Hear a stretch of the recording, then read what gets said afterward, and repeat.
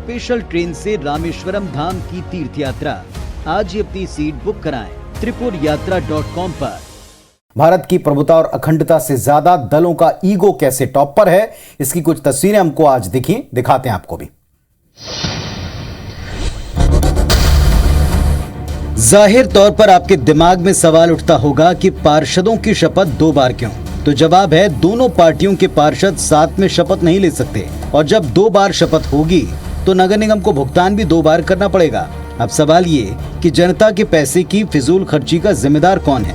करोड़ों के घाटे में चल रहे निगमों में इस तरह के कार्यक्रम कितने जायज हैं? कांग्रेस इसे गलत मानती है, लेकिन आरोप लगाने से चूकती भी नहीं।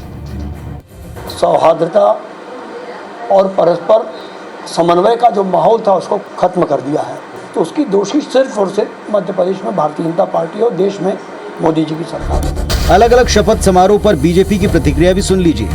उन्होंने कहा कि बीजेपी के सदस्यों के साथ हम शपथ नहीं लेंगे और अलग से शपथ ग्रहण हुआ, ये बेहद निंदनीय है।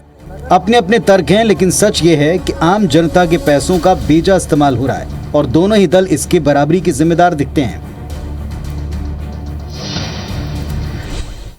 तो साहब, कल हमने दिखाया था कि पंचों के बजाय उनके घर वाले, उनके घर के लोग शपथ ले रहे हैं और अधिकारी ऐसा करने दे रहे हैं।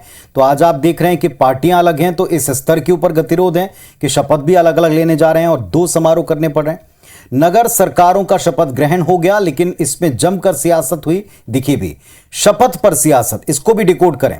आपको जानकर हैरत होगी कि नगर सरकारों के प्रतिनिधि यानी कि पार्षदों ने कहीं भी एक साथ शपथ नहीं ली। कांग्रेस और बीजेपी के पार्षदों ने अलग अलग समारोह करते हुए शपथ ग्रहण की और इसका खर्च निगम ने उठाया। साफ शब्दों में कहें तो राजनीतिक कटुता का बोझ आम जनता की जेब पर एक बार फिर पड़ा।